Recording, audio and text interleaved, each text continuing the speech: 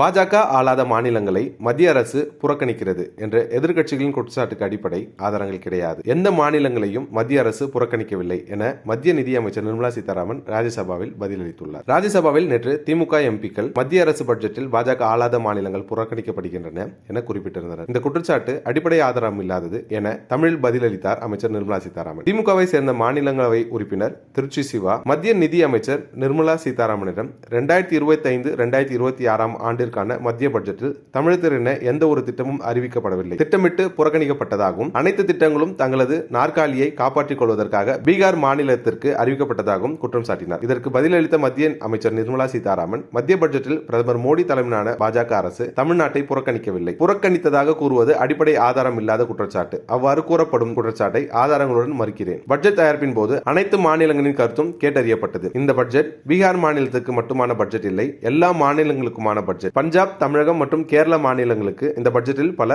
உட்கட்டமைப்பு வளர்ச்சி திட்டங்களை மத்திய அரசு வழங்கியுள்ளது. பிரதமர் மோடி தலைமையிலான மத்திய அரசு தான் தமிழகத்தில் ஜல்லிக்கட்டு போட்டி நடத்துவதற்கான தடையை விலக்கியது என மத்திய அமைச்சர் நிர்மலா சீதாராமன் மாநிலங்களவை உறுப்பினர் திருச்சி சிவா அவர்களுக்கு பதிலளித்தார். இருவருக்கும் இடையே கடும் வாக்குவாதம் நடைபெற்றது. அப்போது கோவத்தில் உச்சிக்கே சென்று பதிலளித்த நிர்மலா சீதாராமன் அவர்கள், நாங்கள் யாரையும் புறக்கணிக்கவில்லை, எல்லாரையும் ஒரு கண்ணில் தான் பார்க்கிறோம் என்று பதிலளித்தார்.